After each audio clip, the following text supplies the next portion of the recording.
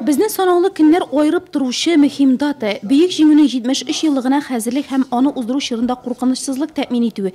Полиция җитәкчесе урынбасары Дмитрий Фомин белдергәнчә, бу эшкә хокук саклау органнары хезмәткәрләреннән тыш шәхси сак компанияләре, ирекле халык дружиналары һәм форпостчылар тартылачак. У нас система обеспечения охраны уже разработана с учетом всех особенностей, но необходимо, значит, у нас предусмотреть следующие мероприятия. Это у нас ограждение переносными барьерами, пропуск граждан с обязательным досмотром на оборудованных КПП. Нурлатта бәйрәм тыныч һәм тантаналы шартларда узарга тиеш. Бурыч шундый. Моның өчен хокук тәртибен саклау чараларының барысында тайпылышсыз үтәү шарт. Район территориясендәге һәйкәлләрне саклауны оештыру утырышта буларның барысы хакында да җитди сөйләшенде. Залдан фикерләр тыңланды.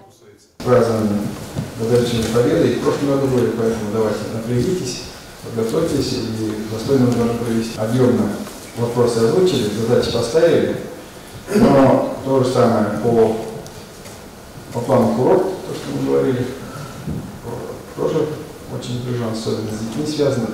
Курорт планы чаралары да халык күпләп җыела торган урыннарда куркынычсызлык тәэмин итүгә чакырылган. Утырышта әлеге мәсьәләдә каралды. Шунда ук быел узачак футбол буенча чемпионатка хәзерләнү һәм аны үткәрү вакытында җәмәгать куркынычсызлыгын көчәйтү турында да сөйләшенде.